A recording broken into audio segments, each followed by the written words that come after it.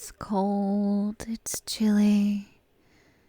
It's time to hunker down and get under the blanket. Grab a soft pillow, a nice cup of hot chocolate or cocoa. Yes, it's time for a bedtime story. I hope you're comfortable. And I hope you're all tucked in. Here, let me just tuck you in a little further. There we go. I think you'll find that's much better. Well, I think I know what kind of story we need in this chilly time to make us fall asleep. A story that'll teach you about sleep. So, why don't we do Sleeping Beauty? In times past, there lived a king and queen who said to each other every day of their lives, "Would that we had a child," and yet they had none. But it happened once that when the queen was bathing, there came a frog out of the water, and he squatted down on the ground and said to her, "Thy wish shall be fulfilled. Before a year has gone by, thou shalt bring a daughter into the world." And as the frog foretold, so it happened. And the queen bore a daughter, so beautiful that the king could not contain himself for joy, and he ordained a great feast. Not only did he bid to it his relations, friends, and acquaintances, but also the wise women, that they might be kind and favourable to the child. There were 13 of them in his kingdom, but as he had only provided 12 golden plates for them to eat from, one of them had to be left out. However, the feast was celebrated with all splendour, and as it drew to an end, the wise women stood forward to present to the child their wonderful gifts. One bestowed virtue, one beauty, a third riches, and so on. Whatever there is in the world to wish for. And when 11 of them had had their say, in came the uninvited 13th, burning to revenge herself, and without greeting or respect, she cried in a loud voice, "In the 15th year of her age, the princess shall prick herself with a spindle and shall fall down dead."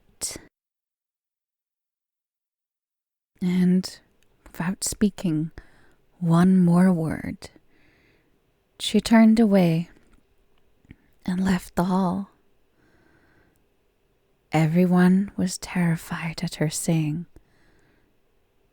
When the 12th came forward, for she had not yet bestowed her gift, and though she could not do away with the evil prophecy, yet she could soften it.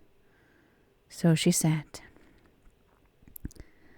"The princess shall not die, but fall into a deep sleep for 100 years. Now the king, being desirous of saving his child, even from this misfortune, gave commandment that all the spindles in his kingdom should be burnt up. The maiden grew up, adorned with all the gifts of the wise women, and she was so lovely, modest, sweet, and kind and clever that no one who saw her could help loving her. It happened one day, she being already 15 years old, that the king and queen rode abroad, and the maiden was left behind, alone in the castle.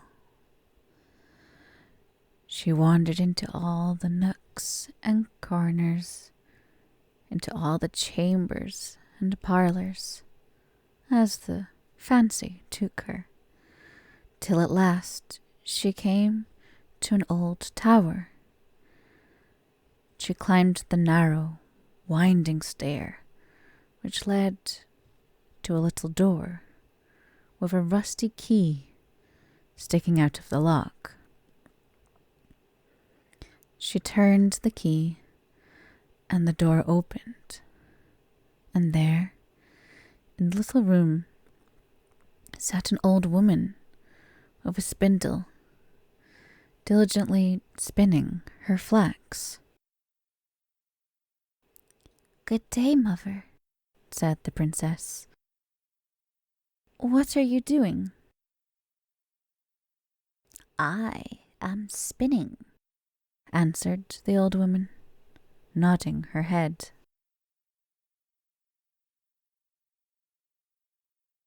"What thing is that twists around so briskly?" asked the maiden, and taking the spindle into her hand, she began to spin. But no sooner had she touched it than the evil prophecy was fulfilled, and she pricked her finger with it. In that very moment, she fell back upon the bed that stood there, and lay in a deep sleep. And this sleep fell upon the whole castle. The king and queen, who had returned and were in the great hall, fell fast asleep, and with them the whole court, the horses in their stalls, the dogs in the yard, the pigeons on the roof, even the flies on the wall, the very fire that flickered on the hearth became still and slept like the rest. And the meat on the spit ceased roasting, and the cook, who was going to pull the scullion's hair for some mistake he had made, let him go and went to sleep. And the wind ceased, and not a leaf fell from the trees around the castle. Then, round about that place, there grew a hedge of thorns, thicker every year, until at last the whole castle was hidden from view, and nothing of it could be seen but the vane on the roof. And a rumour went abroad in all that the country of the beautiful sleeping Rosamond, for so was the princess called, and from time to time many kings' sons came and tried to force their way through the hedge, but it was impossible for them to do so, for the thorns held fast together like strong hands, and the young men were caught by them, and not being able to get free, there died a lamentable death. For now the 100 years were at an end, and the day had come when Rosamund should be awakened. When the prince drew near the hedge of thorns, it was changed into a hedge of beautiful flowers, which parted and bent aside to let him pass, and then closed behind him in a thick hedge.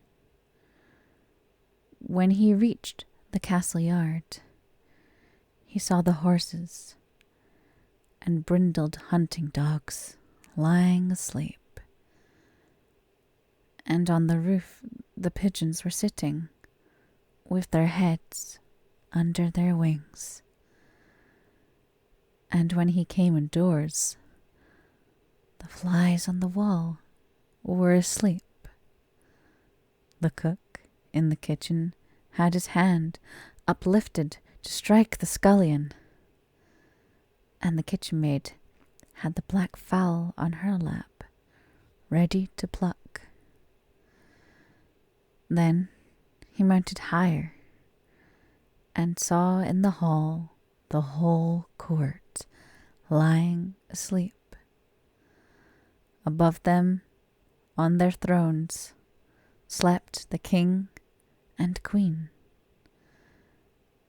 And still he went farther, and all was so quiet that he could hear his own breathing. And at last he came to the tower and went up the winding stair and opened the door of the little room where Rosamund lay. And when he saw her looking so lovely in her sleep, he could not turn his eyes away. And presently he stooped and kissed her, and she awaked and opened her eyes and looked very kindly on him. And she rose, and they went forth together, and the king and the queen and the whole court waked up and gazed on each other with great eyes of wonderment. And the horses in the yard got up and shook themselves. The hounds sprang up and wagged their tails. The pigeons on the roof drew their heads from under their wings, looked round, and flew into the field. The flies on the wall crept on a little farther. The kitchen fire leapt up and blazed and cooked the meat. The joint on the spit began to roast. The cook gave the scullion such a box on the ear that he roared out. "Ugh!" And the maid went on plucking the fowl.